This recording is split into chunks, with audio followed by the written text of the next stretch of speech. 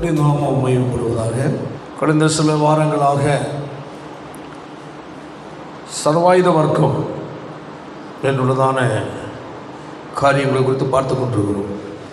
அதாவது கிறிஸ்தவ வாழ்க்கை ஒரு யுத்த களத்தில் போர் வீரன் எப்படி எதிரிகளோடு போராடுவதற்காக ஆயத்தமாய் ஆயுதங்களோடு எல்லா விதமான நிலையில் ஆயத்தம் நிற்பானோ, அதுபோல கிறிஸ்தவ வாழ்க்கையும் ஒரு ஆவிக்குரிய ஒரு போராட்டம்.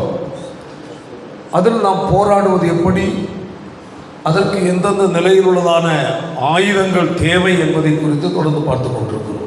நாம் பொதுவாக சில காரியங்கள் தான் பார்த்து கொண்டிருக்கிறோம். அதில் ஏராளமான இன்னும் பல காரியங்கள் நம்ம அந்த தியானித்ததான பகுதிகளில் இன்னும் இருக்கிறது. அப்போ அதில் பார்க்கும்போது நம்ம தான் பார்த்தோம், சத்தியம் என்னும் கச்சை, நீதி என்னும் மார்க்கவசம், ஆயத்தம் என்னும் பாதரட்சை, அடுத்தது விசுவாசம் என்னும் கேடயம், அடுத்தது இரட்சண்யம் என்னும் தலைசீரா, ஆவியின் பட்டயமாகிய தேவ வசனம் என்று நாம் பார்த்து கொண்டிருக்கிறோம்.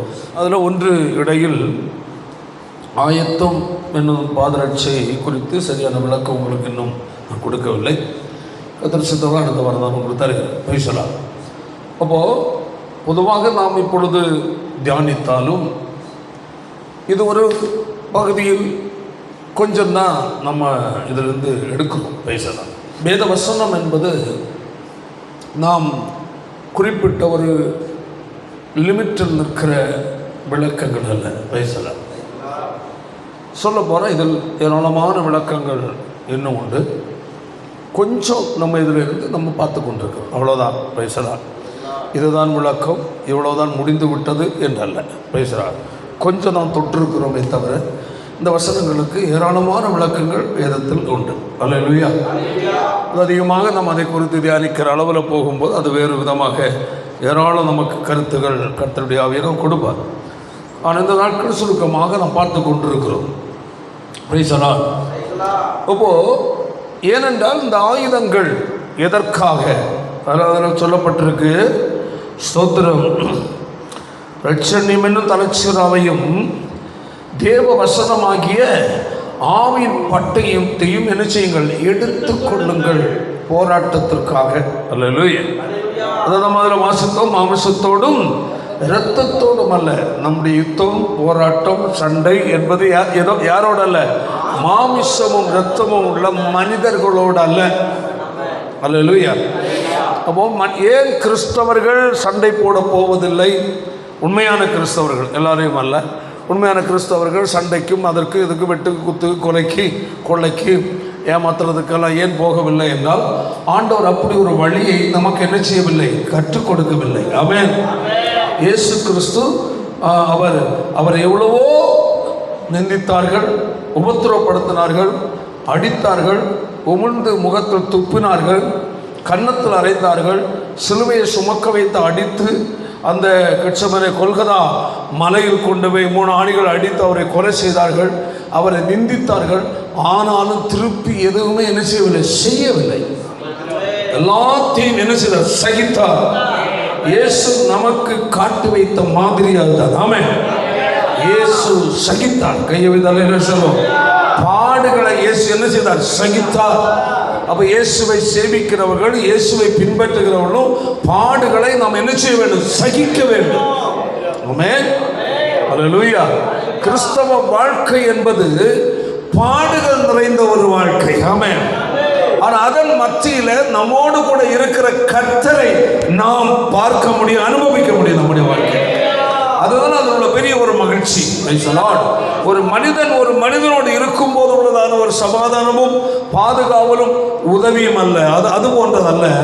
ஆண்டவராய் இயேசு நம்மோடு கூட இருக்கும்போது, ஹல்லேலூயா, உலகத்தில் கிடைக்காத பாதுகாவல் மட்டுமல்ல, உபத்திரவம் வந்தாலும் உலகத்திலிருந்து கிடைக்கிற சமாதான சந்தோஷம் மட்டும் அதுபோல அல்ல, கிடைக்காத சமாதான சந்தோஷம்.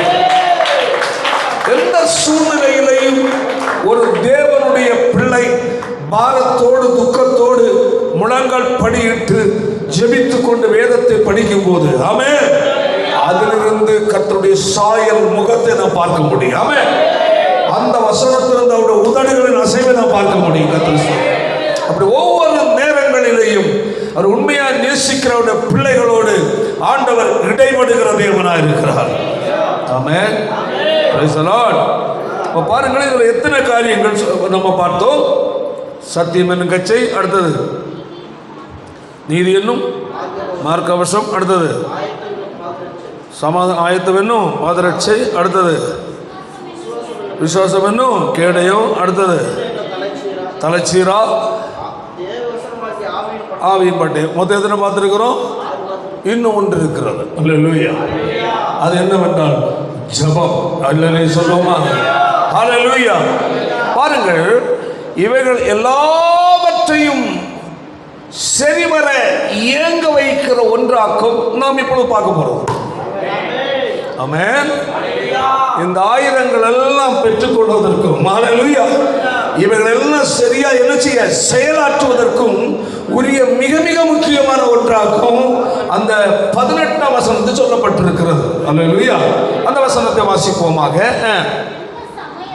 எந்த சமயத்திலும் வேண்டுதலோடும் விண்ணப்பத்தோடும்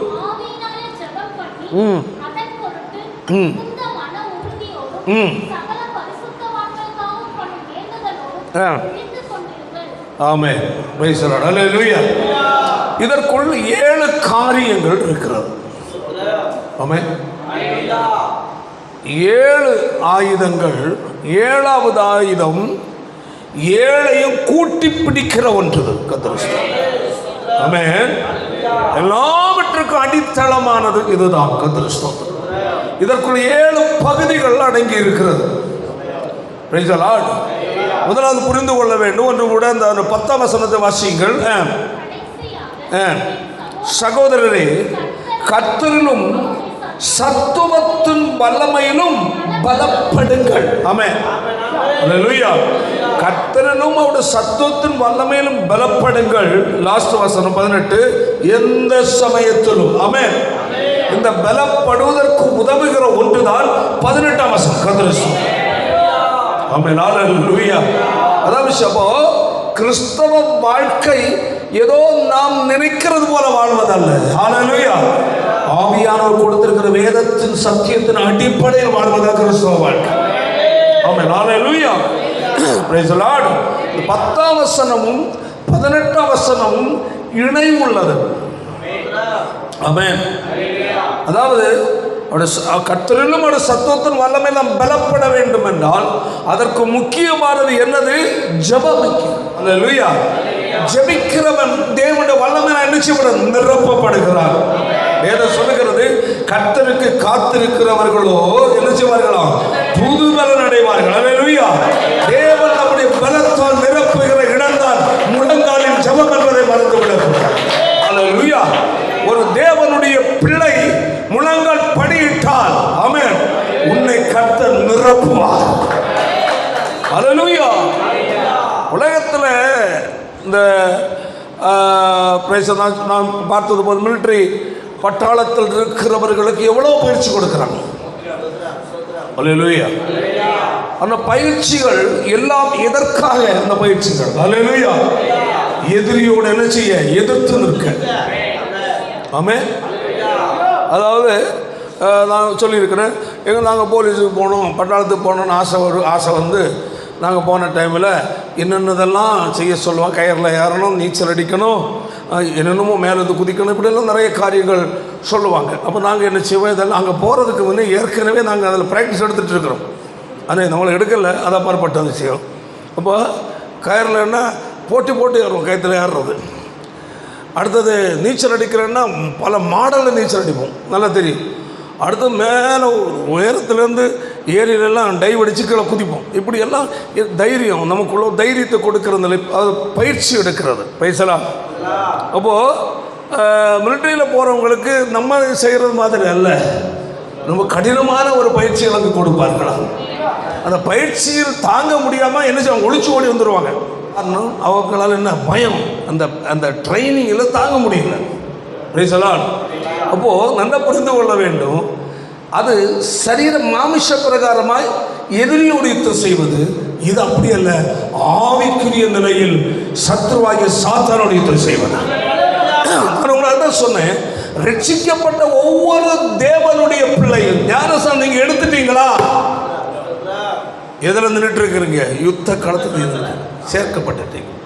நீங்க ஒரு யுத்த வீரன். இயேசு கிறிஸ்துவை சொந்த ரட்சகராக ஏற்றுக்கொண்டாயா? ஞானஸ்நானம் எடுத்து விட்டாயா? நீ ஒரு போர் வீரனாக கர்த்தரால் செலக்ட் பண்ணப்பட்டிருக்கிறாய். ஹல்லேலூயா. அப்போ போர் வீரன் என்றால் கட்டாயம் அவனுக்கு என்ன தேவைப்படும்? பயிற்சி. ஆமென். அந்த பயிற்சி அதிகமாய் நமக்கு என்ன?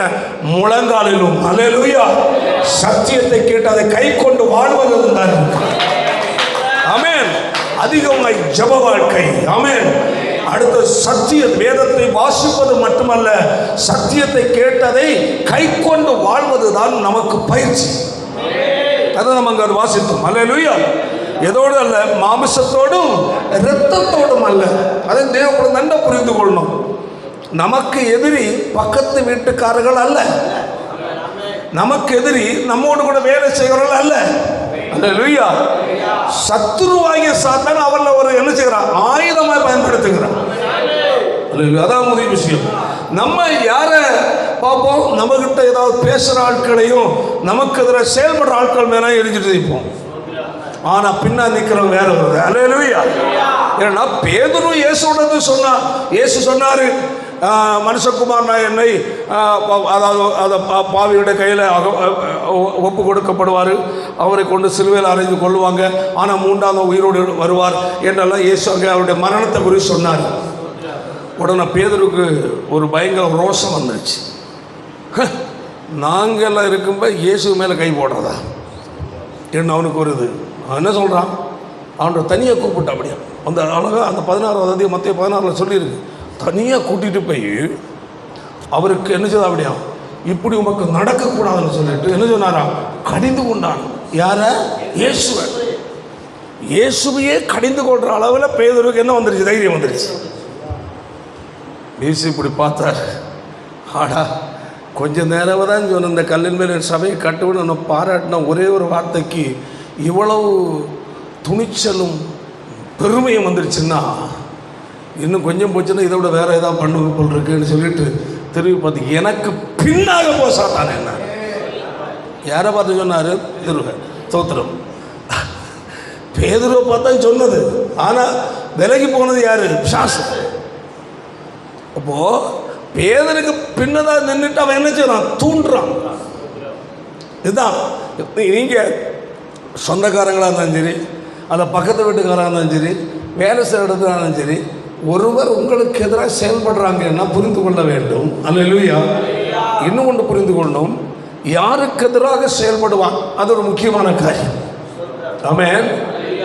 யார் அதிகமாக ஆண்டவரை நேசிக்கிறார்களோ, ஆமென், யார் அதிகமாக ஆண்டவரோடு நெருங்க விரும்புகிறாங்களோ அவர்களுக்கு எதிராக சத்துரு கிரியை செய்வான். புரிஞ்சா இல்லையா? அல்லேலூயா.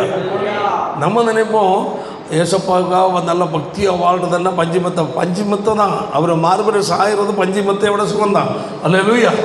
ஆனால் நீ எவ்வளவுக்கு எவ்வளவு கர்த்தரோடு நெருங்க விரும்புகிறாயோ அவ்வளவுக்கு அவ்வளவு சில தடைகள் பிரச்சனை வரதான் செய்யும். ஜெபிக்காம, ஒழுங்காக சர்ச்சைக்கு வராமல், கர்த்தருடைய வசனத்தை அதிகமாக கேட்டு கை கொள்ளாமல் சாதா இருக்கிற ஆட்களை சத்துரு என்ன செய்ய மாட்டான்? கண்டுக்கிட மாட்டான். ஏன்? அவன் ஏற்கனவே அவன் பாக்கெட்லாம் கிடக்கிறாங்க. அல்லேலூயா. ஜெபிக்க முழங்கால் படிவிட்டாலே சாத்தானுடைய சிங்காசனத்துக்கு ஒரு பாதிப்பு வந்து போச்சுன்னு அவனுக்கு நன்றாக தெரியும். அல்லேலூயா. அதான் சத்திய வசனத்தை நீ கவனமாக கேட்கிறாய் என்றாலே சத்துருக்கு தெரியும், இவன் சத்திய வசனத்தை கவனமாக கேட்கிறான், இவனை கேட்கவனோட தூக்கத்தை கொண்டு போட்டுருவான். என்ன போட்டுருவான்? தூக்குறான்.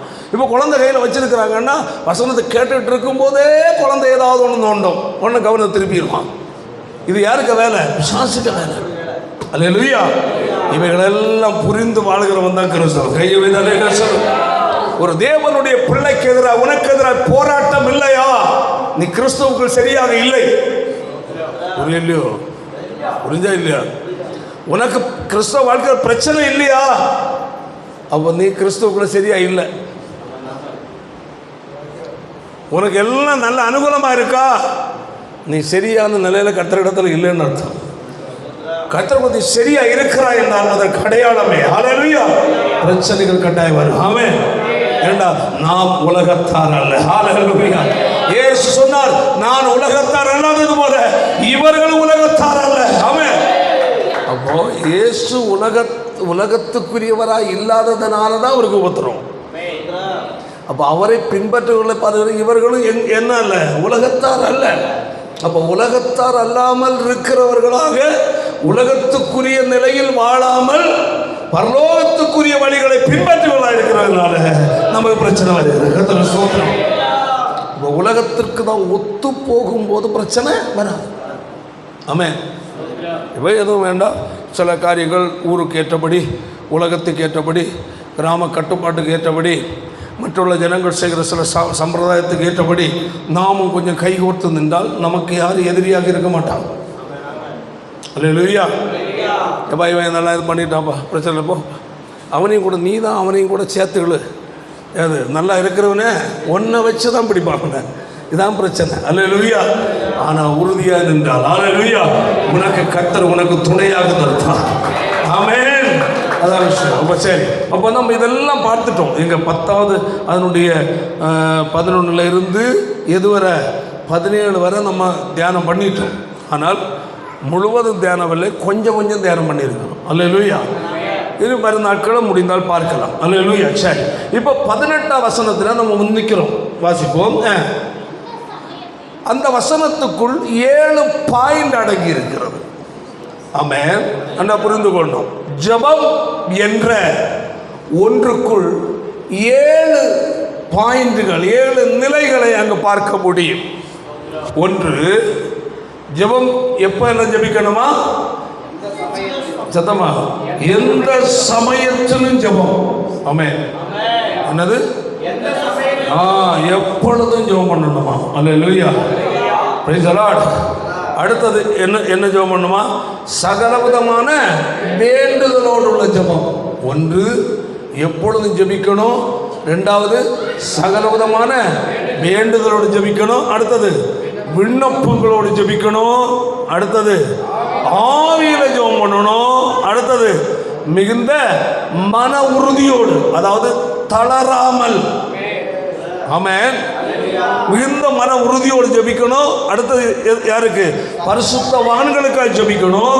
அல்ல, அடுத்தது விழித்திருந்து ஜெபிக்கணும். ஆமென். அல்லேலூயா. புரிந்து கொள்ள இது ஒவ்வொன்றுக்கும் பல விளக்கங்கள் உண்டு. நான் ஷார்ட்டாக அவங்களோட பேசி சுருக்கமாக முடிச்சுக்கிறேன். ஆமென். எந்த சமயத்திலும் ஜெபம். அடுத்தது சகலவிதமான வேண்டுதலோடு ஜெபம். அடுத்தது விண்ணப்பங்களோடு. அப்போ வேண்டுதல் வேறு, விண்ணப்பம் வேறு. புரியுதுல்ல? ஓகே. வேண்டுதல் வேறு, அடுத்தது விண்ணப்பம் வேறு. பேசலாம். அல்லேலூயா. விண்ணப்பம் அதில் சரி, ஒவ்வொன்றுக்கு நான் விளக்கங்கள் பிறகு நான் இது பண்ணுறேன். அடுத்தது எப்படி ஜெபம் பண்ணணும்? ஜெபிக்கிறது ஆவியில் ஜெபிக்கணும். பேசலாம். அப்போ ஜெபிக்கிற உனக்கு அடுத்து என்ன வேணுமா? மன உறுதி. என்னது? நான் ஜெபிக்கிற காரியத்தை என் தேவன் எனக்கு செய்வார் உறுதி வேணும். ஆமென். அதான் விஷயம். தேவன் ஜெபத்தை கேட்காதவர் அல்ல, அவர் கேட்கிற தேவன். மன உறுதி, மிகுந்த மன உறுதியோடு. அடுத்தது யாருக்கெல்லாம்? உனக்கா மட்டும் ஜெபம் பண்ண. அது யாரு? சகல பரிசுத்தவான்கள் ஜெபிக்க. பார்த்தீங்களா? ஜெபத்தை அப்போ நம் மூலமாகத்தான் பிறருக்கு பாதுகாவலை கற்றுக் கொடுக்க வருகிறார். அவர்கள் மூலமாக உனக்கு பாதுகாவலை கற்றுக் கொடுக்க வருகிறார். கரங்களத்தில் மையப்படுத்தும். ஹல்லேலூயா. ஏன் ஒருவருக்காக ஒருவர் ஜெபிக்க வேண்டும்? முதல் நூற்றாண்டில் அப்போஸ்தலர் காலத்தில் அல்லேலூயா சிறைச்சாலையில் சங்கிலிகளால் கட்டப்பட்டிருந்த பேதுருவுக்காக ஆமென் சபையா ஜெபித்தார்கள். கட்ட தூதனை அங்கு அனுப்பி கொடுத்தார். அப்போ ஒருவருக்காக ஒருவர் ஏன் ஜெபிக்க வேண்டும் என்றால் அந்த ஜெபம் தான் அதிகமா பலன் செய்யும். ஆமென். நம்ம எல்லாம் ஜெபத்தில் சுயநலவாதியாக மாறிடும். எப்படி ஜெபம் பண்ணுவோம்? ஆண்டவரே சோத்திரம் ஏசப்பா, சோத்திரம் ஆண்டவரே, நாளை சாப்பாட்டுக்கு அரிசி கம்மியாக இருக்குது, குழம்புக்கு கறி வேணாம் ஆண்டவரே, என் நாளைக்கு ஒரு 10,000 ரூபா எனக்கு வேணாப்பா ஏசப்பா, அது வேணாப்பா, இதை வேணாப்பா, அதை ஆசீர்வதி, இது ஆசிரியம், மகனை ஆசிரியம், மகளை ஆசீர்வதியும், ஒய்ஃப் ஆசீர்வதியும் கணவன் ஆசீர்வதியும் பூரா இங்கேயான சுற்றிட்டு கிடப்போம். ஆமென். அடுத்தவங்க என்னதான் ஆனாலும் கண்டுக்கிட மாட்டோம். ஆண்டவர் சொல்றாரு, யாருக்கா ஜெபம் பண்ண? பரிசுத்தவனுக்கு ஜெபம். அப்போ நீ பிறருக்கா ஜெபிக்கிற ஜெபம், அல்லேலூயா, உனக்கு ஒரு அற்புதத்தை கர்த்தர் கொண்டு வர. ஆமென். அவர்கள் உனக்காக ஜெபிக்கிறார். ஆமென். அதாவது ஒருவருக்கு ஒரு ஜெபிப்பது ஒரு தேவனுடைய பிள்ளைகளுடைய வாழ்க்கையில். அல்லேலூயா. கையை வைத்து அல்லேலூயா சொல்லுவோம். ஞாயிற்றுக்கிழமை ஆராதனை வரோம், முடிஞ்ச உடனே விட்டா போதும், எடுத்து ஒற்றை சவுட்டு முடி வண்டியை. அதல்ல, ஒரு தேவ பிள்ளை ஒரு கல்யாண வீட்டுக்கு போனால் எவ்வளோ பொறுமையாக இருந்து சொந்தக்காரங்கிட்ட பேசி, குடும்பக்காரர்கிட்ட பேசி, நண்பர்கிட்ட பேசி சாப்பிட்டான்னு வீட்டுக்கு போக மாட்டோம். திரும்ப உட்காந்து பேசி எல்லாம் முடிச்சுட்டு ரொம்ப லேட்டாகி தான் வருவோம். இது அழிந்து போகிற போஜனத்தை புசிக்க போகிற இடத்துல உள்ள கதை. இல்லையா? வேறொருத்துக்கு போகிறோம், ஒரு பார்க்குக்கு போகிறீங்கன்னு வச்சுக்கிடுமே, போயிட்டு எட்டு பார்த்துட்டு பார்த்தாச்சுங்க நான் போகிறேன், வருவீங்களா சொல்லுங்கள்? ரயில்வே ஸ்டேஷனில் ராத்திரி போய் ரயில்வே ஸ்டேஷனில் இப்போ படுத்து தூங்கி, அங்கே ரயில்வேயில் போய் அங்கே எல்லாம் இது பண்ணிவிட்டு, அங்கேருந்து எல்லாம் சுமையெல்லாம் எடுத்துகிட்டு இன்னும் டைம் இருக்குது நாங்கள் பீச்சுக்கு போகிறோம்னு எட்டு போய் அங்கெல்லாம் சுற்றி அடிச்சிட்டு போராடிட்டு 2 நாள் கழித்து வராங்க. அப்போது பார்க்குக்கு போனாலும் காலையில் போனால் எப்போ வரோம்? சாயங்காலம் வரோம். பீச்சுக்கு போனாலும் சாயங்காலம். அப்பவும் நம்ம டைம் கிடைக்கிறது இல்லை. டைம் ஆகி போச்சு, பஸ்ஸை விட்டுருவோமே, ட்ரெயினை விட்டுருவோமே, சரி இன்னும் அடுத்த முறை வரப்போ முன்னே வந்துடலாம். அப்போ அதில் நம்ம அவ்வளோ என்ன காட்டுறோம்? ஆர்வம் காட்டுறோம். ஆனால் அல்லேலூயா, சபையில் வந்தால் சுடுதண்ணியை காலில் ஊற்றுன மாதிரி, சீக்கிரம் போனோம், சீக்கிரம் முடிக்கலையே, பிரசங்கம் ரொம்ப நீண்டு போகுது, தூக்கம் வருது, கோட்டுவாயாக வருது, தூக்கம் வருது. சில மூதவி என்ன செய்தான்? தள்ளுதான். மூதவி ஒரு சொந்தக்காரியா? தள்ளுதான். இப்படி எல்லாம் கிடந்து 1000 கதை சொல்கிறாங்க. எங்கே 2-2.5-3 மணி நேரத்துக்குள்ளே இவ்வளவு பிரச்சனை நடக்குது. முடிஞ்சால் போதும், எடுத்து வச்சு கோலை கட்டிட்டு ஓட்டம். அப்போ நீ உலக காரியத்திற்கு நேரத்தை செலவிடுகிற, உலக பிரகாரமான காரியம் பொழுதுபோக்கு உனக்கு நேரம் கிடைக்குது. ஆனால் கர்த்தருடைய சமூகத்தில் வரும்போது உனக்கு பொறுமை கிடையாது. முடிந்த உடனே ஓடுறதல்ல, நின்று நல்லா ஒவ்வொரு மூஞ்சா பார்க்கணும். பெண்ணுங்களையும் ஆணுங்களையும் மாறி பார்க்கண்டாம். பார்த்து நல்லா பேசி சிரித்து சந்தோஷமாக, நல்லா இருக்கிறீங்களா, இப்படி பரவாயில்ல, ஏதோ உடம்பு கஷ்டமாக இருக்குது, ஏதோ பிரச்சனையா, மூஞ்ச பார்த்தாலும் தெரியும் பிரச்சனையான்னு, அப்படி தானே? சிலவங்க கனத்து வருவாங்க, கொஞ்சம் நேரம் ஆராதிச்சோடனே கொஞ்சம் கனம் குறையும், முடிஞ்சோடனே இன்னும் கனம் இருக்கிறதுனால யாரும் மூஞ்சிட்டு பார்க்க மாட்டாங்க, ப்ரன்னு போயிடுவாங்க. அந்த கனத்தோடு தூக்கி தலையை கொண்டு அந்த இது ஃப்ரிட்ஜில் வச்சுட்டு அப்புறம் மறுநாள் திரும்ப செட் பண்ணிக்கிடுவாங்க. இது சிலருடைய பழக்கம். அப்படி அல்ல, முடிஞ்ச பிறகு ஒரு தேவனுடைய பிள்ளை எல்லாரையும் பாரு, சிரித்து சந்தோஷமாக பேசு. நல்லா இருக்கிறீங்களா, எப்படி இருக்கிறீங்க, ஏதோ பிரச்சனையா, ஏதோ பிரச்சனை சொல்லுங்கள், நான் ஜெபம் பண்ணுறேன். எவ்வளோ அழகாக இருக்குல்ல இந்த வார்த்தை? நல்லா இருக்கா இல்லையா? தவறாக இருக்கோ? ஏதோ பிரச்சனையா சொல்லுங்கள், நான் என்ன செய்கிறேன்? ஜெபிக்கிறேன். எனக்கு இப்படி சில பிரச்சனை பார்த்தாடுங்க, அதுக்காக ஒன்று ஜெபம் பண்ணுறேன். உடனே ஒரு தேவனுடைய பிள்ளை கையில் என்ன கொண்டு வரணும்? பைபிளில் ஓரமாக எழுதி வைக்கணும். அப்படி தானே? பைபிளில் அந்த மேலே இடம் இருப்பார், அது மத்தேயுக்கு மேலே கொஞ்சம் வெள்ளை இடம் இருக்கார். இன்னாருக்கு வயிற்று வலி, இன்னாருக்கு முதுகு வலி. அப்போ அந்த ஆள் முதுவலி தீர்ந்தானே இது போகாது, அழியாது. பைபிளில் எழுதுக்கல்ல, அதுக்கு என்ன கொண்டுறணும்? உண்மையான ஒரு தேவனுடைய பிள்ளையாக இருந்தால் என்ன கொண்டுறணும்? டைரி கொண்டுறணும். ஆளுக்கு ஒரு டைரி இருக்கா? பாட்டு புத்தகத்தில் ஓரத்தில் எழுதுகிற. அப்போது ப்ரேயர் ரிக்வெஸ்ட்டுக்குன்னு ஒரு கட்டாயம் என்ன செய்யணும்? ஒரு நோட்டு வேணும். கர்த்தருடைய பிள்ளைங்களை அதை நியாயத்தைப்படுத்தணும். ஆமாம், ஞாயிற்றுக்கிழமை முடிந்த பிறகு எல்லாரையும் பார்த்து பேசு. யாரையும் விடாத பேசுகிறான். அல்லேலூயா. நல்ல அன்பாக பேசி எப்படி இருக்கிற என்னம்மா பிள்ளைகளை பார்த்து நல்லா படிக்கிறியா, உன்னை எப்படி பரவாயில்லையா அப்படி இப்படின்னு கேட்கும்போது பிள்ளைகள் சொல்லுவாங்க, அக்கா எனக்கு இப்படி இதில் கொஞ்சம் வீக்காக இருக்கிறேன், எனக்கு ஜெபம் பண்ணிக்கிடுங்க. எவ்வளோ அழகாக இருக்குது இல்லையா? இது மொத்தமாக கிடைச்சது பாதி, தின்னது பாதி, தின்னாத பாதின்னு எடுத்து வச்சு ஓடியாச்சுன்னா ஒரு பிரயோஜனம் கிடையாது. அப்போ ஒருவருக்கொருவர் இருக்கிறதான பிரச்சனைகளை மாறி மாறி பகிர்ந்து பேசலாம். அல்லேலூயா. அதற்கு ஏற்றபடி நாம் ஜெபித்து அவர்களை தைரியப்படுத்தி. இப்போ ஒரு நபர் சொல்கிறாங்க, எனக்கு இப்படிப்பட்ட பிரச்சனை குடும்பத்தில் இருக்குது, கஷ்டமாக இருக்குங்க, எனக்காக நீங்கள் ஜெபம் பண்ணிக்கிடுங்க என்ன ஒரு நபர் சொல்கிறாங்கன்னு வச்சுக்கிடுங்கடா. அப்படியா, சரி ஜெபம் பண்ணிக்கிடுறேன் என்று சொல்லி விடாமல், அப்படியா, ஐயோ கவலைப்படாங்க. நான் சிலவங்களுக்கு பிரச்சனை வந்து போச்சுன்னா, பிரச்சனையா, ஐயோ போன வாரம் தான் இப்படி ஒரு பிரச்சனை, ஒரு தற்கொலை பண்ணி செத்தான், தூக்கி போட்டாங்களா குண்டை. நெகட்டிவான வார்த்தையே பேசாத. சில எனக்கு பயங்கரமான முதுவலி பார்த்துக்கிடுங்க. ஐயோ முதுவலியா, போன வாரம் ஒரு ஆளுக்கு ஆப்ரேஷன் பண்ணாங்க, நல்லா இருக்கணும், இப்போ ஆப்ரேஷன் தேட்டர் போகிறான். காரணம் யார்? விசுவாஸ். பேசலாம். சில ரொம்ப வருவாங்க, இன்னும் உடம்பு முடியாமல் இருக்குது. ஆமாம், பார்த்தா அப்படி தான் தெரியுது. நல்லா வந்து இப்போ நோயாளியாக போகிறான் திரும்ப. அப்படி அல்ல. ஒரு தேவனுடைய பிள்ளை உடம்பு பலகீனமா அல்லது மனக்குழப்பத்தில் அல்லது ஏதாவது பிரச்சனையில் வர்றாங்கன்னா தைரியமாக இருங்க, நம்ம ஆண்டவர் அற்புதங்கள் தேவன். இதுலேருந்து உங்களுக்கு என்ன செய்ய வல்லமை உண்டு, விட்டுதலை கொடுக்க வல்லமை உண்டுங்க.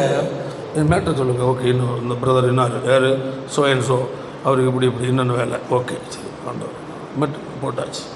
நேரம் நம்ம வீட்டில் போகும்போது நம்ம ஜெப நேரத்தில் எடுத்து பைபிள் மட்டுமல்ல ஒரு நோட்டையும் கொண்டு வச்சுட்டு அதை பார்க்குறோம். தேவசம் ஜெபிக்கும்போது, என்ன ஆண்டவரே, என்ன பாஸ்டர் கண்ணை திறந்து பார்க்கலாமா? எனக்கு கண்ணை திறந்தே நான் ஜெபம் பண்ணியிருக்கேன் நிறைய வருஷம். எதுக்கு பார்க்குறோம்? அந்த மேட்ருக்காக பார்க்குறோம். இன்னாருக்கு இந்த பிரச்சனை, ஆண்டவரே இந்த சகோதரனுடைய அல்லது சகோதரியுடைய இந்த பிரச்சனைக்கு இந்த ஒரு விடுதலையே கொடுத்தே ஆக வேண்டும். வேண்டுதல் பண்ணுகிறோம், ஆண்டோட போராடி ஜெபிக்கிறோம். நான் இந்த வாரம் அவர்களை நான் பார்க்கும்போது என் கர்த்தர் எனக்கு அற்புதம் செய்தால் அவங்க சொல்லணும். ஆமே, எவ்வளோ நல்லா இருக்கும். இதெல்லாம் தான் தேவ மக்கள் செய்ய வேண்டிய முக்கிய வேலை. ஆமே, பிறருடைய பிரச்சனைகளுக்காக நீ ஜெபம் பண்ணு. ஹல்லேலூயா. பிறருடைய பிரச்சனைக்காக நீ ஜெபிக்கும் போது, ஹல்லேலூயா, உன் பிரச்சனை கர்த்தரை விடுவிக்க அவர் வல்லவராக. யோபு அப்படிதான் ஜெபித்தான். தன் சிநேகிதர்களுக்கு அவன் ஜெபித்தான். ஆமென். அவன் ஜெபத்தை கேட்ட பரலோக தேவனாய் கர்த்தர் யோபு சிறையிருப்பை கர்த்தர் மாற்றினார்.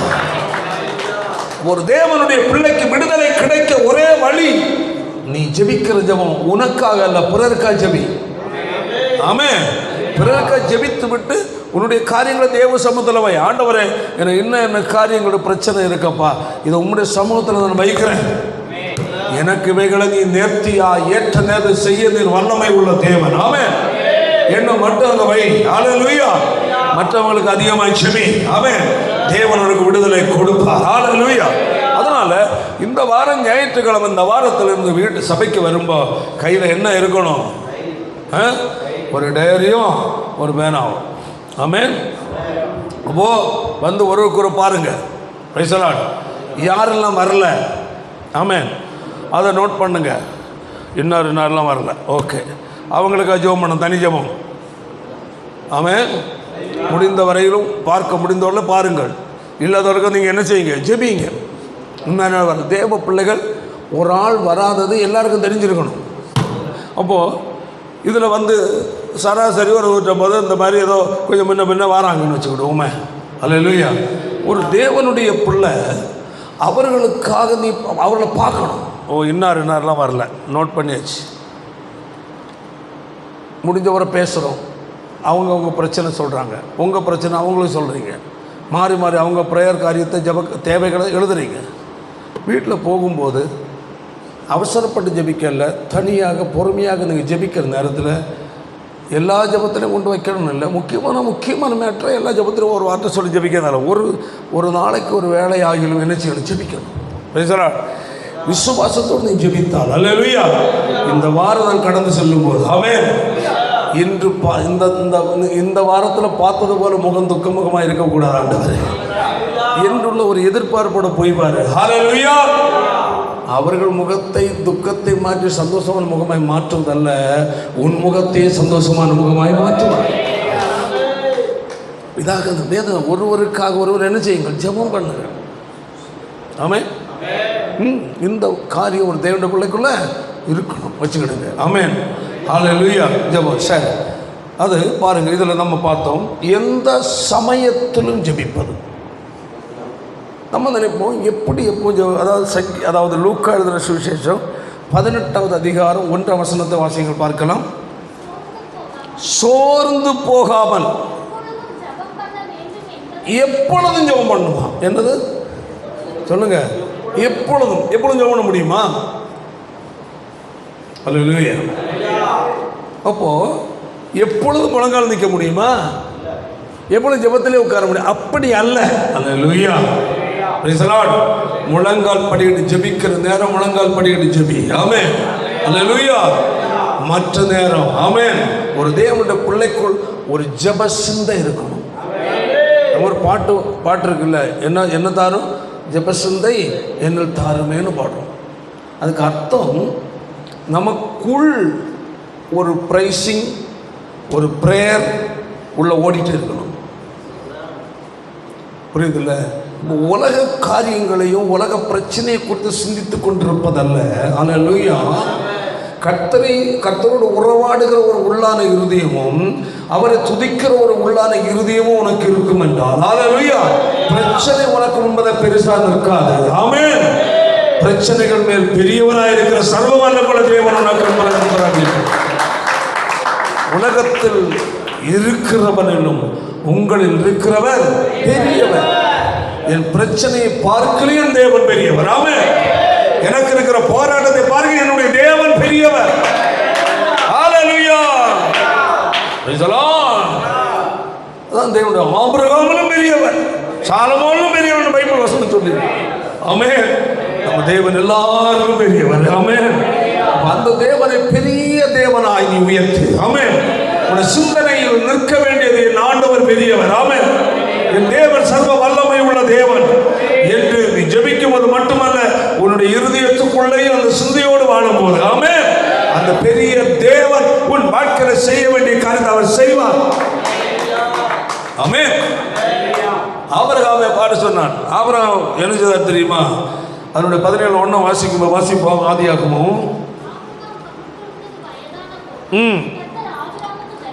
ஆபிரகாமுக்கு தரிசனமாகி, நான் சர்வ வல்லமை உள்ள தேவன், எனக்கு முன்பாக நடந்து கொண்டு உத்தமனாயிரு. கையை தலையில சொல்லும், கையை தலையில சொல்லும். அந்த புரிந்து கொள்ள அந்த இடத்துல நம்ம கவனிக்க வேண்டியது, எத்தனை வயசு? 99 வயது. ஆமென். 75 வயசுல கர்த்தர் சொன்னார், ஒரு பிள்ளை குழந்தை தருவேன். ஆமென். 99 வயசுல ஆண்டு மாறாரு. அல்லேலூயா. அவனை பார்த்து என்ன சொல்றாரு?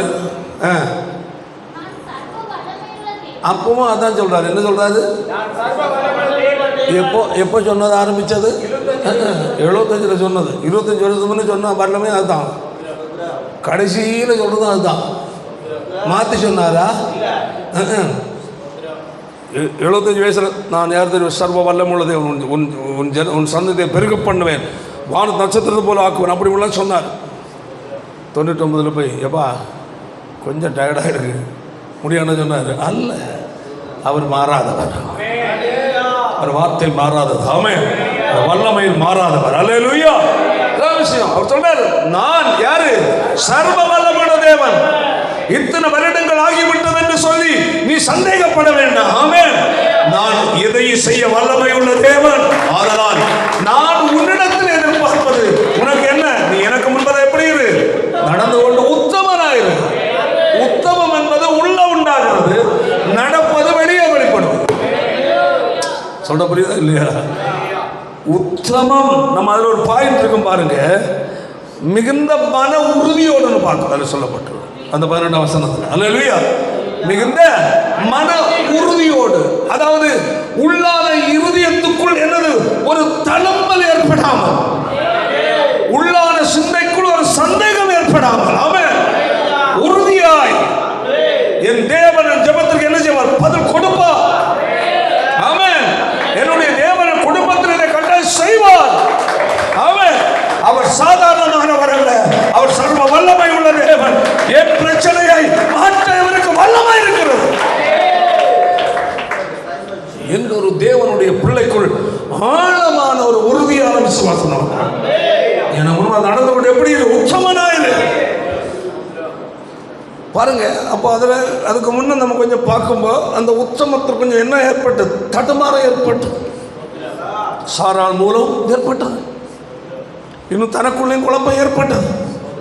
அந்த தடுமாற்றம் ஏற்படுகிற நேரம் எல்லாம் கர்த்தருக்கு வெளிப்படுவார். ஹல்லேலூயா. ஒரு தேவனுக்குள்ள புரிந்து கொள்ளணும், நாம் ஆராதிக்கிற தேவன் மேல் உனக்கு ஒரு ஆழமான என்ன வேணும்? ஒரு உறுதியான விசுவாசம் வேணும். ஆமென்.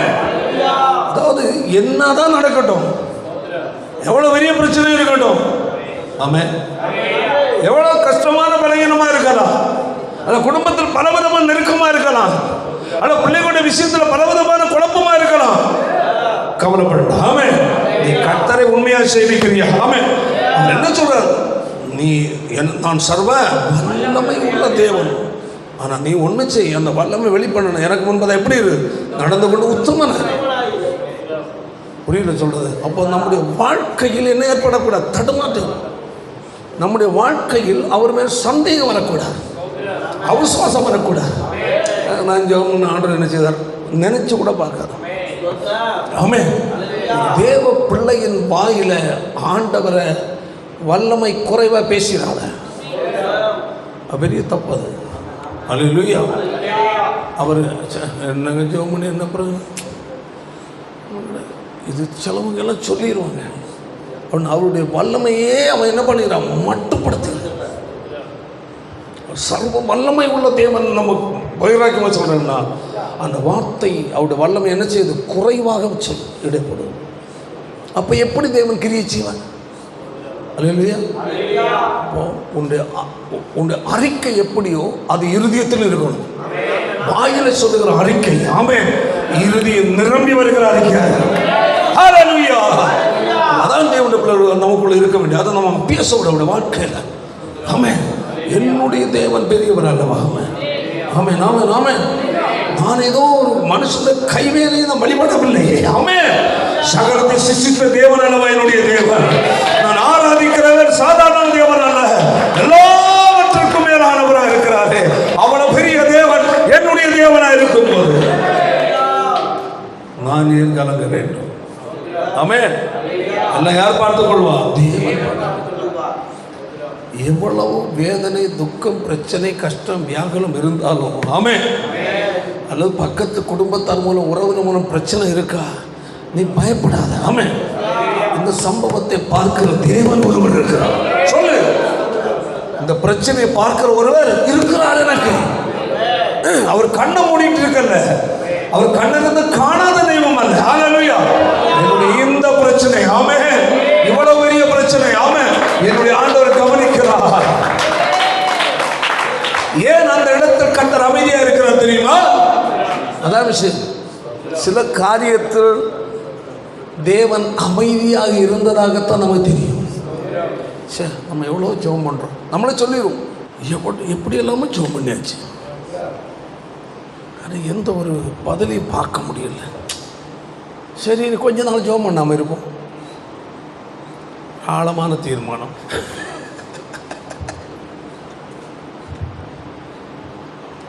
ஆண்டு சொல்ல சோர்ந்துவாக ஜெபம் பண்ணணும்.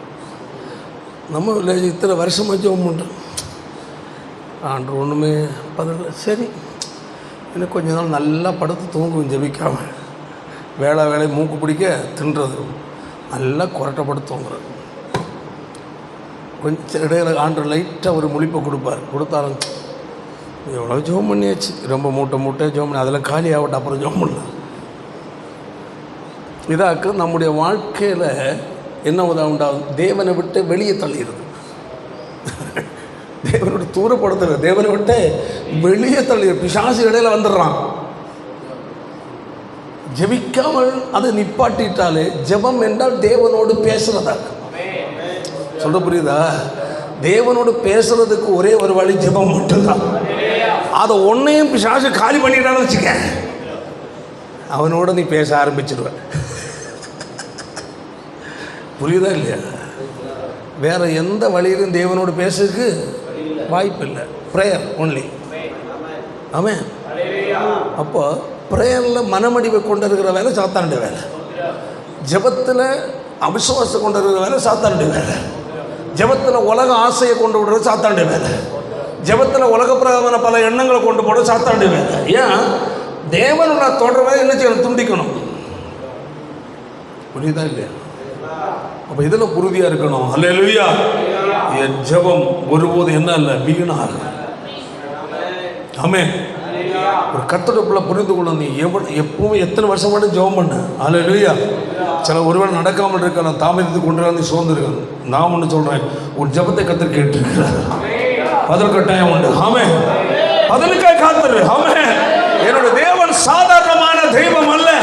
கண்ணிருந்து காணாத, வாயிருந்து பேசாத, கையிருந்து செயல்பட முடியாத, காலிருந்து நடவாத தெய்வம் அல்ல.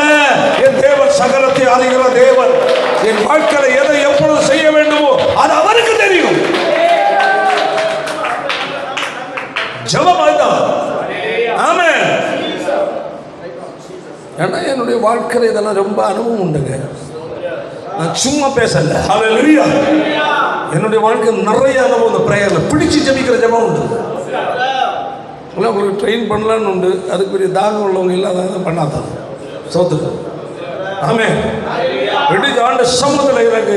ஆண்டு சமூகத்தில் நீ செய்ய வல்லவரப்பா. ஆமென். நான் சாதாரணமான ஒரு மனிதனை நாடி வரவில்லை, ஒரு அதிகாரியை நாடி வரவில்லை. வானத்தில் உண்டாகிற சர்வ வல்லமுள்ள தேவனை நாடி வந்திருக்கிறேன்.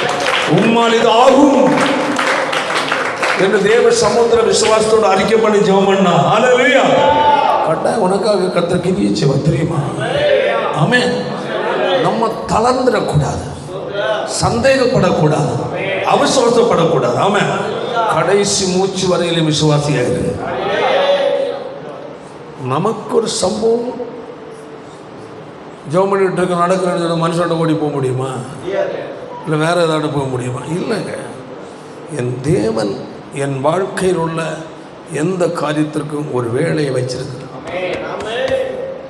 நீ சரியா ஜெபம் பண்ண, சரியா கர்த்தருக்குள்ள இரு, ஆண்டு துதித்து கொண்டு, ஆண்டு உறவாடி கொண்டு. ஆமென்.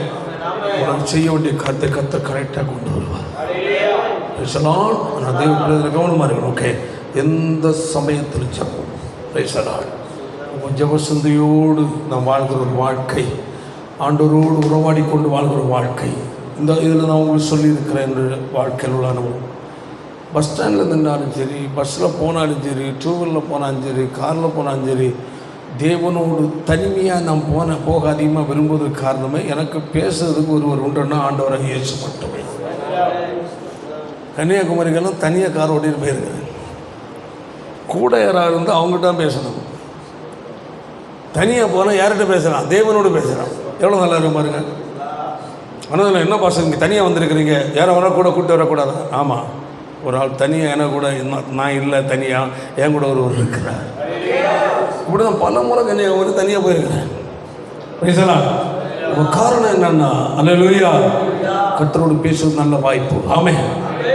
பஸ்ஸில் போகிறீங்கன்னு வச்சுருங்களா, ஒரு குடும்பத்தில் உள்ளவங்களோட நண்பரோடு நீங்கள் இருந்தீங்கன்னா யாரோட பேசணும்? அவங்ககிட்ட பேசணும். தனியாக போய் பாருங்கள், தேவனோடு பேச முடியும். இதுதான் விஷயம். அப்போது அந்த தேவனோட ஒரு ஐக்கியம் நமக்கு கட்டாயம் தேவை. அல்லேலூயா. எந்த சமயத்தில் ஜெபம். அடுத்தது என்னது?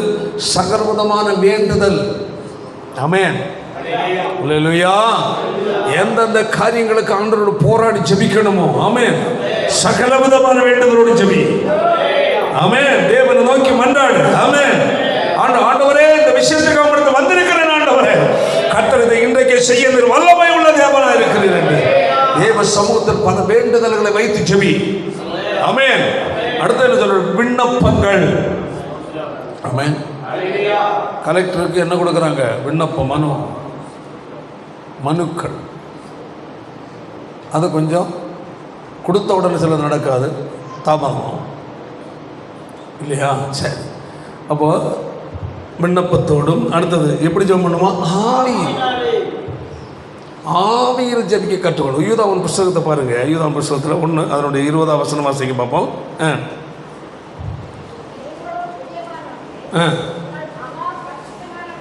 உங்கள் மகா பரிசுத்தமான விசுவாசத்தில் உறுதிப்படுத்திக் கொண்டு ஆவிக்குள் ஜெபம் பண்ணணுமா? எப்படி ஜெபம் பண்ணணுமா?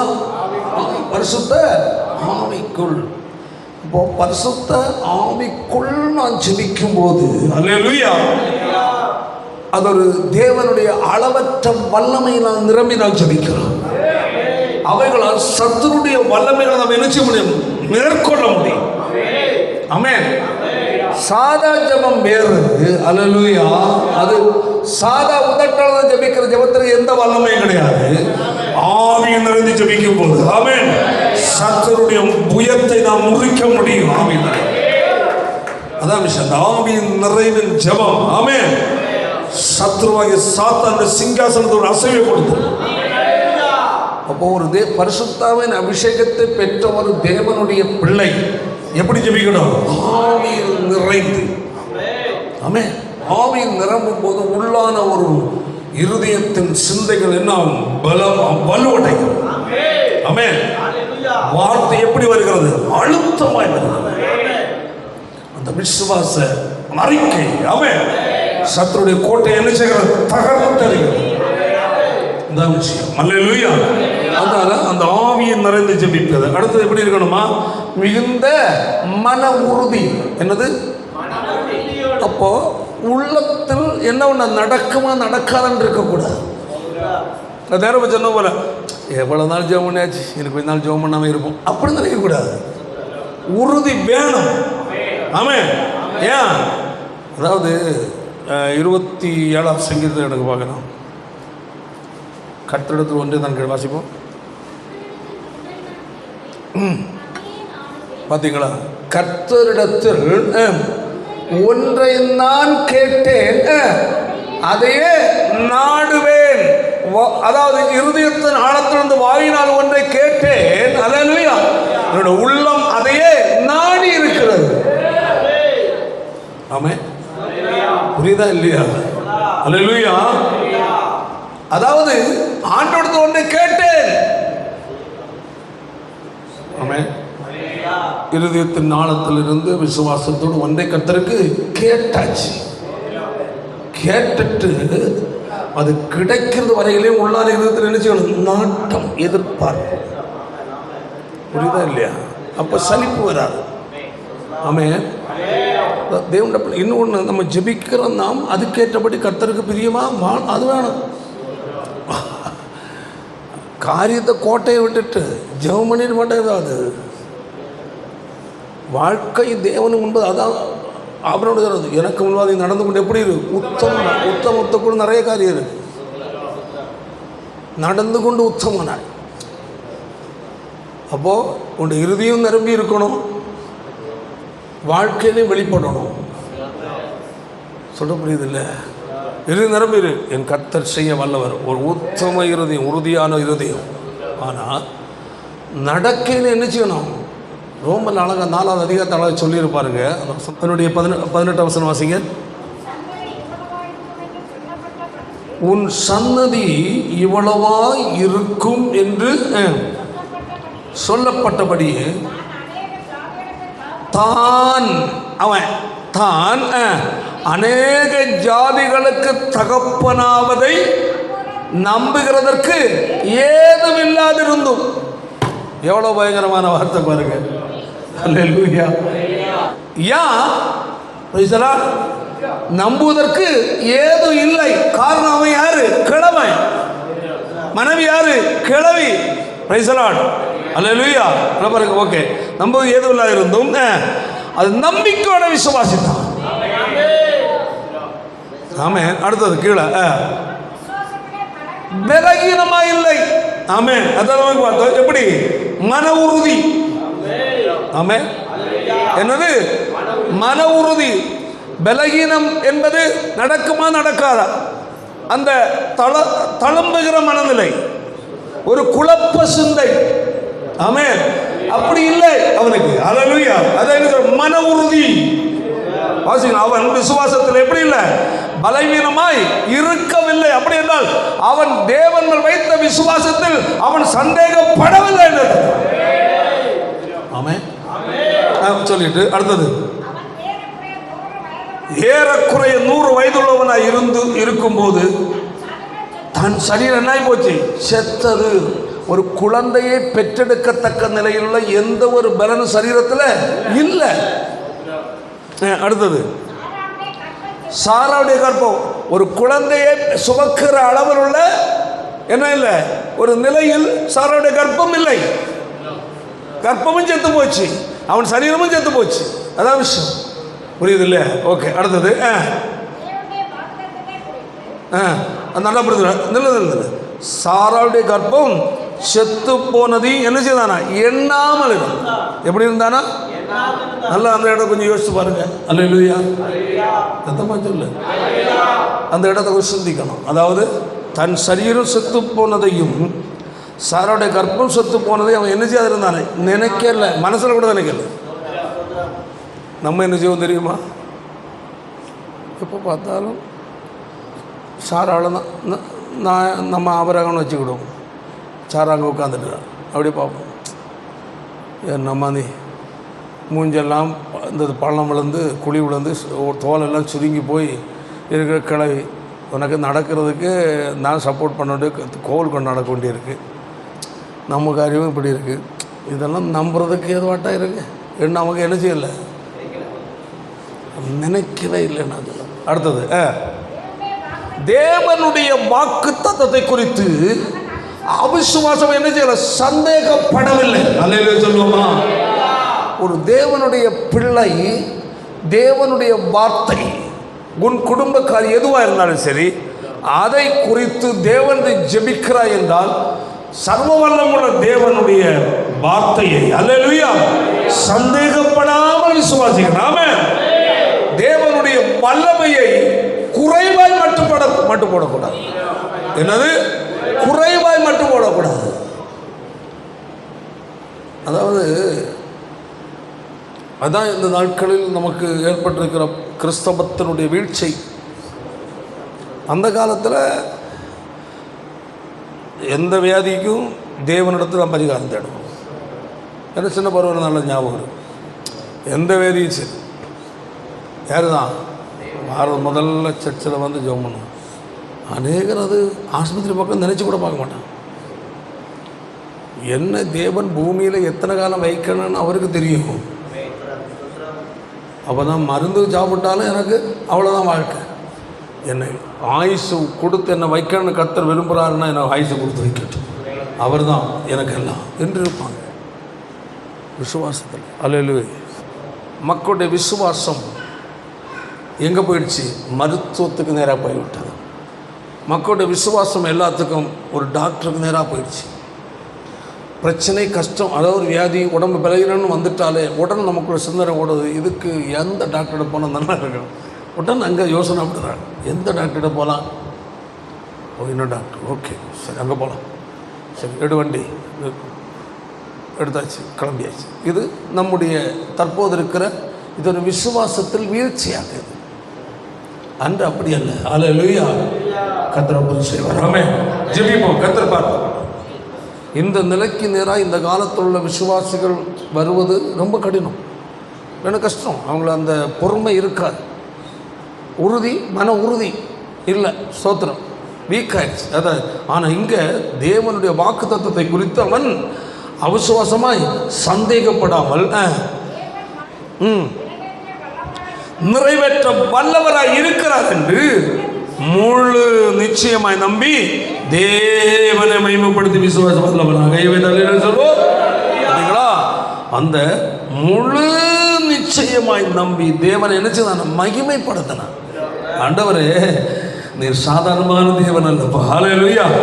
வாக்கு பண்ணின தேவன் நீர் உண்மை உள்ள தேவன். ஆமென். நீர் வாக்கு மாறுகிற தேவன் அல்ல, நீர் அதை செய்ய நீர் வல்லவர் என்று தேவனை மகிமைப்படுத்தி என்ன செய்யலாம், விசுவாசத்தில் வல்லவனா நானா?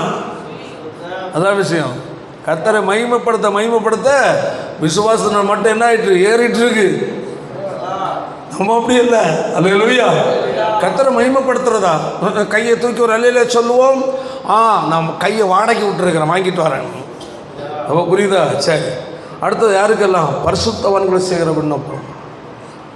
அதில் என்ன செய்யணுமா? விழிப்புள்ளவர்களாக. பைபிள் சொல்லியிருக்கு, தெளிந்த புத்தி உள்ளாருங்கள். அடுத்தது விழித்திருங்கள். அப்போ விழிப்புள்ள ஜெபம். ஆமென். அல்லேலூயா. கண் விழிப்பை அல்ல சொல்வது. ஆமென். உள்ளான ஆவியில் ஒரு விழிப்பு. ஆமென். தெளிவான ஒரு நிலை, வேறொரு சிந்தை உள்ள வாரதுக்கு இடம் கொடுக்க கூடாது. அவிசுவாசமான எண்ணங்கள் உனக்குள்ள வர நீ இடம் கொடுக்க கூடாது. ஆமென். அடுத்தவர்கள் சொல்லுகிற எந்த வார்த்தையும் உன் இருதயத்துக்குள்ள இடம் கொடுக்க கூடாது. விழிப்பு வேணும்.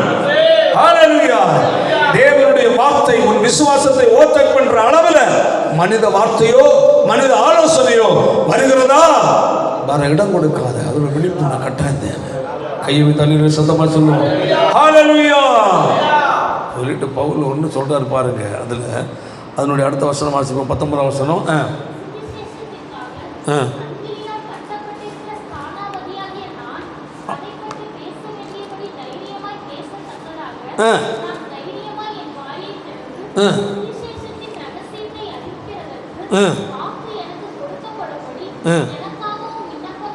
பார்த்தீங்களா? அப்போ அவ்வளோ பெரிய அப்போஸ்தலன் கூட அல்லேலூயா யார்கிட்ட ஜெபத்தை எதிர்பார்க்குறாங்க? சபைக்கிட்ட. புரியுதுல்ல?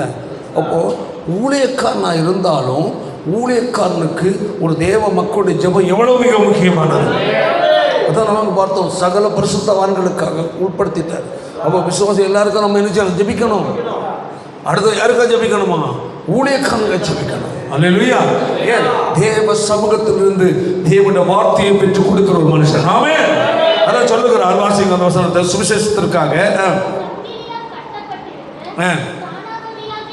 நான் அதை பற்றி பேச வேண்டியபடி தைரியமாய் பேசத்தக்கதாக என் வாயை திறந்து சுவிசேஷ ரகசியத்தை அறிவிக்கிறதற்கு வாக்கு எனக்கு கொடுக்கப்படும்படி எனக்காக நம்ம பண்ண. அப்போ ஒரு ஞாயிற்றுக்கிழமை ஆராதனைக்கு வரும்போது அல்லேலூயா ஒரு தேவனுடைய பிள்ளைக்குள்ள இருக்க வேண்டிய ஒரே ஒரு ஜெபத்துல மிக முக்கியமானது, ஆண்டவரே நான் ஆலயத்துக்கு போறேன் ஆண்டவரே. ஆமென். ஹல்லேலூயா. அங்கு மனுஷ குரல் அல்ல, உம்முடைய குரல் நான் கேட்கிறேன். பேசுகிற தேவன். ஆமென். மனுஷ சத்தத்தை நான் கேட்கக்கூடாது.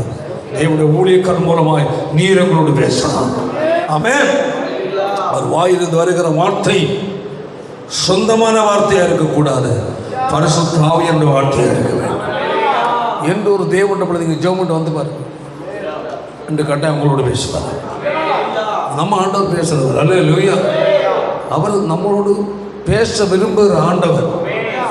எதிர்பார்ப்போடு விசுவாசத்தோடு வந்தால் அல்லேலூயா கர்த்தரோடு பேச அவர் வல்லமை உள்ள தேவனாக இருக்கிறார். அல்லேலூயா. அப்போ இந்த ஜெபம் மிக முக்கியம். பாருங்கள், இன்னும் ரோமர் 13:1 வாசியை பார்க்கலாம். எதற்கான ஜெபிக்க வேண்டும் என்று வாசிக்க.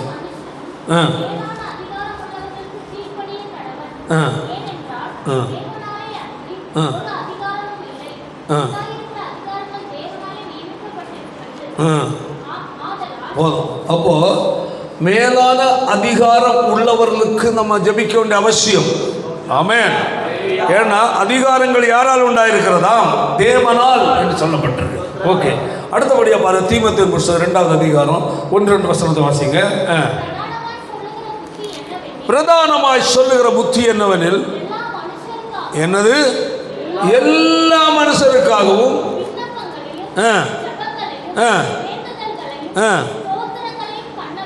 பண்ண வேண்டும். எல்லா மனுஷருக்காக. கையை தண்ணியில் சொல்லும். அங்கதான் பார்த்தோம் விசுவாசிகளுக்காக. அல்லேலூயா. அடுத்த பார்த்தோம் ஊழியக்காரருக்காக. அடுத்த எங்கன்னு சொல்லப்படும் எல்லா மனிதருக்காக. கையை தண்ணியில் சொல்லும். காரணம் என்ன? அதாவது 4ஆம் வசனம் வாசிங்க. எல்லா மனுஷரும் ரட்சிக்கப்படவும் சத்தியத்தை அறிகிற அறிவை அடையவும் அவர் சித்தம் உள்ளவராக இருக்கிற. கையை தண்ணியில் சொல்லுவாங்க. அப்ப ஏன் எல்லாருக்கா ஜெபிக்க எல்லாரும் என்ன செய்யணும்? ரட்சிக்கப்பட தேவன் விரும்புகிறார். ஆமென். ஒருவரும் கெட்டு போகாமல் எல்லாரும் என்ன செய்யணுமா? நித்திய ஜீவனாகிய பரலோக ராஜ்யத்தை சுதந்திரிக்கணும். அதற்காகவே அவரை நமக்காக உலகத்தில் கொடுத்திருக்கிறார். ஹல்லேலூயா, பிரைஸ் தி லார்ட். அவர்கள் ரட்சிக்கப்பட அப்போ நம்ம இப்போ கடத்தூர் இருக்கு, ஆண்டவரே கடத்தூர் இருக்கிறதான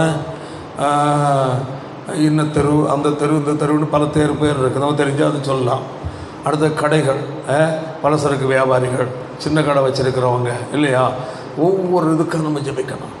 போலீஸ் டிபார்ட்மெண்ட் இருக்கிறவங்க, மற்ற அபிஷேக சம்மந்தமாக ஒர்க் பண்ணுறவங்க, மற்றும் வீடியோ ஆஃபீஸில் வேலை பார்க்குறோம், எல்லாருக்காக நம்ம ஜெபிக்கணும். ஸ்கூல் டீச்சர்ஸுக்காக, ஸ்கூல் ஸ்டூடெண்ட்டுக்காக, அடுத்து எல்லாருக்கும் நம்ம ஜெபிக்கணும். அப்போ அவங்கள நம்ம ஜெபிக்கணும். அடுத்த பக்கத்தில் உள்ள பல வில்லேஜஸ் இருக்குது, வில்லேஜுகளை பேரை சொல்லி நம்ம ஜெபிக்கணும். இப்படி நம்ம ஜெபிக்க நம்முடைய ஜெபத்தை தேவன் ஏற்றுக்கொள்ளுகிறார். அப்போ என்ன நடக்கும்? கர்த்தர் வருகைக்கு முன்னதாய் அல்லேலூயா யார் யாரெல்லாம் முன்குறித்திருக்கிறாரோ ஆமென், அவர்களை கர்த்தர் ரட்சித்து கொண்டு வருவார். ஒருவேளை இங்கே வராமல் இருக்கிற சென்னையில் இருப்பான், அங்கே ரட்சிக்கப்பட்டுருவான். ஆமென். நம்ம ஜெபம் அல்லேலூயா எல்லா இடத்துக்கும் கிரியை நடப்பீங்க. கர்த்தர் ஆமென். நான் உங்களுக்கு ஒரு தடவை சொல்லியிருக்கிறேன், அதாவது கன்னியாகுமரியில் நாகர்கோவிலில் இருந்து சென்னைக்கு பழைய திருவள்ளூர் பஸ்ஸு, எக்ஸ்பிரஸ் திருவள்ளூர் பஸ்ஸை ஓட்டி கொண்டு அவர் டிரைவர் ஒரு விசுவாசி, நல்ல வைராக்கியமான மனுஷன். அதே பஸ்ஸில் கண்டக்டர் பயங்கர வைராக்கியம். அவங்க வண்டி மூவ் பண்ணுறதுக்கு முன்னே ஸ்டியரிங்கை பிடிச்சிட்டு ஜெபம் பண்ணிட்டு தான் அவர் பேக்கை கக்கத்தில் அடிக்கிட்டு பின்னாடி போய் முட்டி போட்டு ஜெபம் பண்ணுவார். 2 பேரும் ஜெபம் பண்ணிட்டு வண்டி மூவ் பண்ணுறது. அல்லேலூயா. ஒரு தான் திருச்சி தாண்டி போகும்போது இந்த டிரைவர் வண்டி ஓட்டிட்டு போகிறவர் தூங்கி இருக்கிறார். அந்த நேரம் கர்த்தர் திருவல்லாவில் உள்ள கேரளாவில் உள்ள ஒரு ஆளை கர்த்தர் எழுப்பி இருக்கிறார். ஊழியக்காரர் எழுப்பி இவருக்கு முகத்தை காட்டி, என் மகன் தூங்கிட்டு வண்டி ஓட்டுறான், தூக்கத்தின் ஆவியை கடிந்து கொண்டு ஜெபம் பண்ணுமாங்க. கடிந்து கொண்டு ஜெபம் பண்ணார். கர்த்தர் அவரை விடுவித்து பாதுகாத்தார். குறிப்பிட்ட ஒரு வருஷம் கழிந்த பிறகு இந்த டிரைவராக இருக்கிறவருடைய வீட்டில் ஒரு ப்ரேயர் நடக்குது. நான் அங்கே போயிருக்கிறேன். அப்போது அவர் அங்கே ப்ரேயர் நடத்தும்போது திருவள்ளாவில் உள்ளவர் யாரோ மூலமோ ஃப்ரெண்ட்ஷிப்பில் கேள்விப்பட்டு இப்படி ப்ரேயர் நடக்க அங்கே போகலான்னு கூப்பிட்டு வராங்க.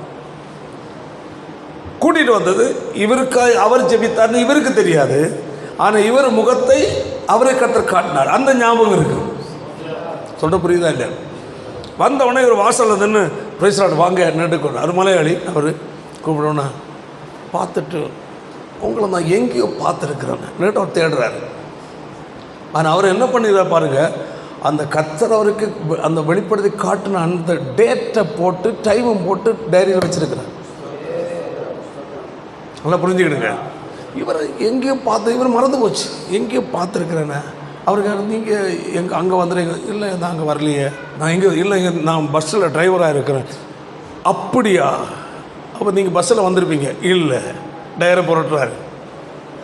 டைரியை புரட்டும்போ அங்கே டைம் போட்டு எழுதிச்சுறாரு. நடு ராத்திரி நேரத்தில் இந்த டேட்டில் இத்தனாவது மாதம் இந்த டேட்டில் நைட்டு இத்தனை மணிக்கு நீங்கள் பஸ்ஸு ஓட்டிகிட்டு போகும்போது தூங்குனீங்களான்னு கேட்டேன். ஆமாம் தூங்கினேன். அப்போ இப்பொழுது மாதிரி 4-வே கிடையாது, சிங்கிள் ரோடு. பஸ் இங்கேருந்து ஒன்று போய் அங்கே ஒன்று ஒரு வண்டி கீழே இறங்கி தான் வரணும். அப்போ ஆமாம் தூங்குனேன். எப்படி உங்களை கர்த்தரை காட்டினார், உங்களுக்கான ஜெபம் பண்ணேன். எப்படி இருக்கு யோசிச்சு பாருங்க. ஆமாங்க, திடீர்னு கர்த்தரை விழிப்பக்கூடாது, இல்லைன்னா எதிரில் வந்து லாரியை தான் இடிச்சிருப்பேன். நான் கர்த்தர் அந்த இடத்த கிரியிச்சார். ஒரு பெரிய ஒரு அபிஷேகம் அங்கே வெளிப்பட்டது. ஏன் சொல்கிறேன்னா, கர்த்தருக்குள்ள உண்மையாக நீ இருக்கிறேன். ஹல்லேலூயா. உனக்கு ஜெபிக்கிற ஆட்கள் எங்கேயோ இருப்பாங்க. அப்போ நீ ஜெபிக்கிற மனுஷனாக இருந்தால் உனக்கு தெரியாத நபர்களை கர்த்தர் உனக்கு காட்டுவார். அதாவது சிலருடைய முகத்தை உனக்கு காட்டுவார். யாராக இருந்தால் தேசத்திற்காய், ஆத்துமாக்களுக்காய், சபைக்காய், ஊழியக்காரங்களுக்காய் ஜெபிக்கிற நபருக்கு தான் காட்டுவார். இப்போ சொல்லுறாரு, சபைக்குள்ளே நம்ம சபையில் யாரோ ஒரு ஆளுக்கு உடனே ஏதோ பிரச்சனை அல்லது ஏதோ ஒரு பிரச்சனை காரியம் ஏதோ ஒன்று, நீ நல்ல சபைக்காக சபையில் ஒவ்வொரு விசுவாசிகளையும் பேர் தெரியாமல் இருந்தாலும் உன்னை சிந்தனையில் நிறுத்தி நீ ஜெபிக்கிற நபராக இருக்கலாம், தேசத்துக்காக ஜெபிக்கலாம். யாராக இருந்தால் அப்படிப்பட்ட ஜெபிக்கிற மனுஷனாக இருந்தால் பேசலாட் சபையில் பிரச்சனையாக இருக்கிற நபரை உன் ஜெபித்து கொண்டிருக்கும் போது உனக்கு கண்ணு முன்ன கொண்டு கத்த நிறுத்துவார். இது எத்தனை அனுபவங்கள் உண்டு. மகனை இவங்க ஜோம் பண்ணு, இவங்க என்ன பிரச்சனை இருக்கிறாங்க அதுக்காக ஜோம் பண்ணு. அப்படி ஜெபித்து ஜெபித்து ஜெபித்து சிலரை கத்தர் நினைச்சவதில் விசேஷித்த வெளிப்பாடு கிஃப்டை கொடுத்து டோர் நம்பரை காட்டி, தெரு நம்பரை காட்டி, ஏரியாவை காட்டி, இந்த மாவட்டத்தில் இந்த இதில் தெருவில் இத்தனாவது டோர் நம்பரில் இந்த வீட்டில் ஒரு பிரச்சனையோட இப்படிப்பட்ட நிலை இருக்கிற அங்கே நீ போய் அங்கே ஜோம் அல்லது அங்கே போய் நான் சொன்ன வார்த்தை போய் சொல்லு என்று கத்தர் காட்டுவார். யாருக்குன்னா ஜெப வீரர்கள் தான் காட்டுவார். அப்படி அநேகரோட சாட்சி தான் கேட்டிருக்கிறேன். கத்தர் டோர் நம்பரை காட்டி அங்கே போய் தட்டி, என்னங்க இன்னாரு நீங்கள் தானே? ஆமாம். நீங்கள் யார்? நான் இன்ன இடத்துலேருந்து வரேன், என் ஆண்டவர் தான் அனுப்பி விட்டார், இந்த டோர் நம்பரில் காட்டி கொடுத்தாரு. அவர் உங்களுக்கு என்னென்ன பிரச்சனை இருக்குது உண்மை தானே? ஆமாம். மேட்ரை அவங்கள ஜோம் பண்ணுக்கு இது பண்ணுறாரு. நான் ஏன் சொல்கிறேன்னா, தேவனோடு நெருக்கமாக இருக்கிற மக்களுக்கும் தேவனுக்கும் தான் என்னது காரியம். அப்படிப்பட்ட மக்களோடு தான் தேவன் உறவாடுவார். பிறருக்காக சபைக்காக அழிந்து கொண்ட ஜனங்களுக்காக ஜெபிக்கிற ஆத்தும பாரம் உள்ளவர்களுக்கு தான் பிறருடைய பிரச்சனையை கர்த்தர் நினைச்சவர் காட்டுவார். ஆமென். இப்படிப்பட்ட ஜெபம் தான் மிக முக்கியம். ஆமென். அப்போ நீ ஒரு ஸ்பெஷல் ஆளா மாறுகிற. ஹல்லேலூயா. பரலோகத்தின் தேவனுக்குடைய முன்னதாய் உலக லெவல் அநேகர் இருந்தாலும் உன்னை ஒரு ஸ்பெஷல் ஒரு விஐபியாக கர்த்தர் வைக்கிறார். ஜெபிக்கிற மக்கள் கர்த்தருக்கு தேவை. ஆமென். எவ்வளவு ஜனங்கள் அழிந்து கொண்டு இருக்கிறாங்க தெரியுமா? ஆண்டவரே, அழிகிற ஜனங்களை கர்த்தர் தடுத்து நிறுத்தி ரட்சிப்பீராக. எவ்வளவு வைராக்கியமான ஜெபம் அதெல்லாம். அந்த பாரம், சபையை குறித்த ஒரு பாரம், விசுவாசிகள் குறித்த ஒரு பாரம், கஷ்டப்படுறவங்க குறித்த பாரம், சபையில் என்னென்ன காரியங்களோ அந்த காரியங்களும் ஒரு மைண்டில் வரும். கர்த்தர் கொடுப்பார். ஊழியக்காரர்களை ஜெபிப்பது, தேசத்திற்காக ஜெபிப்பது, இந்த ஜெபங்கள் ஒருபோதுமே வீணல்ல. அப்படி ஜெபிக்கிற நபரை ஒருபோதும் கர்த்தர் விட மாட்டார். அவருக்கு தேவை. ஜெபிக்கிறவன் தேவனுக்கு சிநேகிதனா இருக்கான். ஹல்லேலூயா. ஏன் ஜெபிக்கிற ஒரு மனுஷனை கர்த்தர் தம்முடைய ரகசியத்தை வெளிப்படுத்துவாராங்க. ஹல்லேலூயா. தேசத்துல அல்லது சபையில் நடக்கிற காரியத்தை சொல்லுவார். ஏன் நீ சபைக்கே ஜெபம் பண்றீங்க? ஆண்டவருடைய உண்மையான ஒரு நெருக்கமான நபர் அந்த என்ன பண்ண மாறுகிறார். இப்போ தேவனு பயப்படுற பிள்ளைகளிடத்தில் ஒருவன் தேவன், அவர்களிடத்துல தேவனுடைய ரகசியமே இருக்கு. சங்கீதத்தில் சொல்லப்பட்டிருக்கு. வாசிக்க வசனத்தை. கர்த்தருடைய ரகசியம். ஆமென். கரங்களை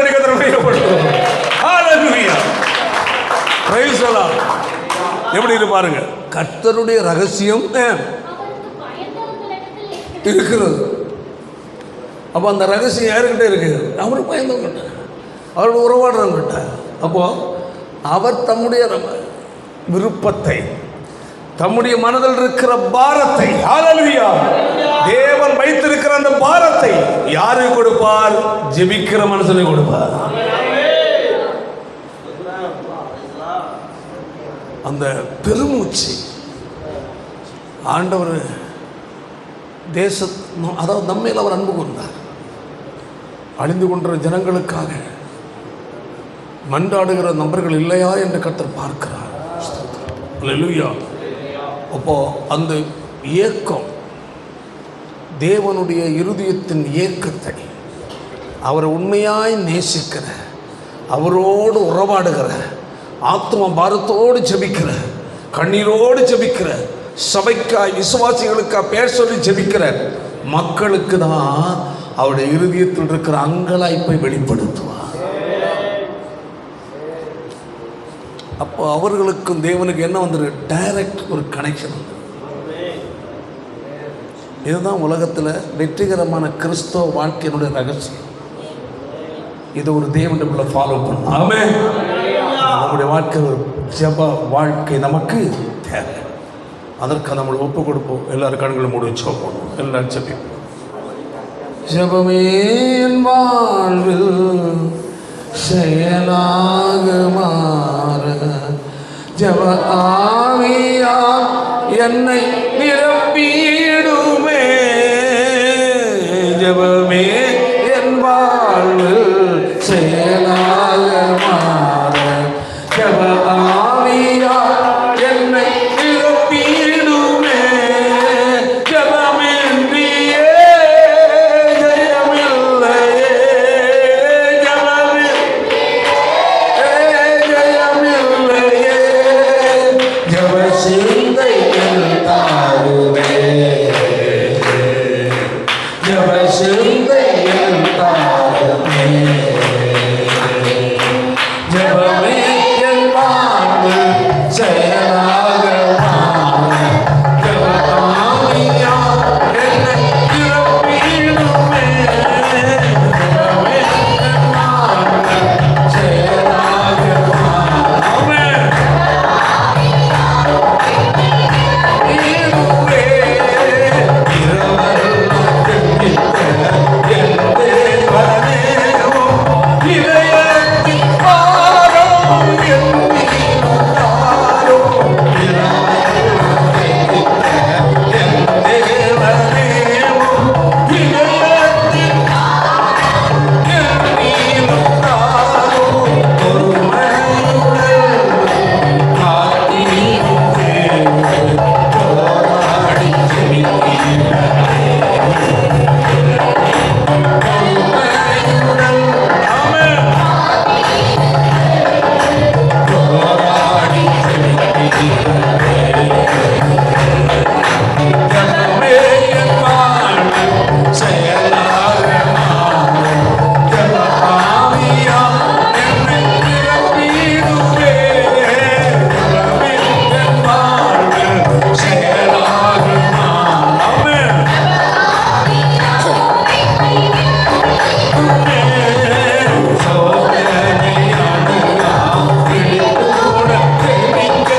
சோதனை அதிலோ சோம்பிட கெபிக்க,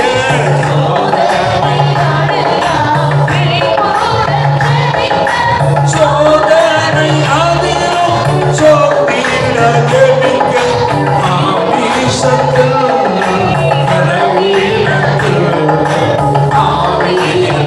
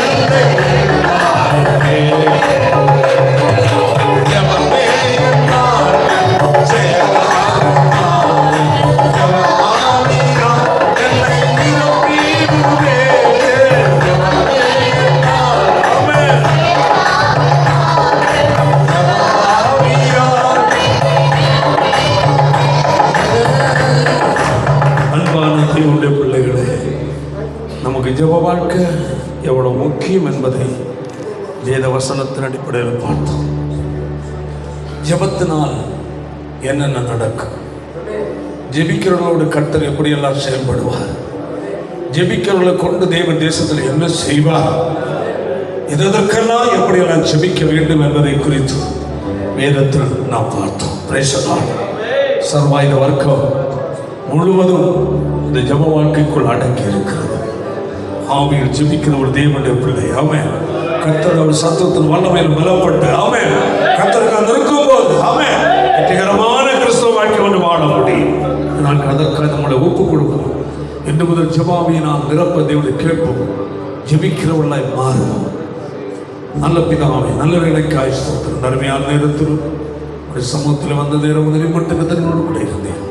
ஆண்டவரே, சர்வாயுத வர்க்கத்தினுடைய கடைசி காரியம் ஜெப வாழ்க்கை, அதை குறித்து நாங்கள் பார்த்தோம். அப்பா, அன்பு ஆண்டவரே, இந்த நாளில் கூட நாங்கள் ஜெபிக்கிற ஜெப வீரர்களை மாற்றும். அப்பா, எங்களுக்காகவே நாங்கள் ஜெபித்துக் கொண்டிராதபடி பிறருக்காகவும் ஜெபிக்க, தேசத்திற்காக ஜெபிக்க, சபைக்காக ஜெபிக்க, ஊழியர்களுக்காக, ஊழியக்காரர்களுக்காக ஜெபிக்க, அழிந்து கொண்டிருக்கிற ஜனங்களுக்காக நாங்கள் ஜெபிக்க பெரிய ஒரு ஜெப பாரத்தை வாஞ்சி எங்களுக்கு தருவீராக.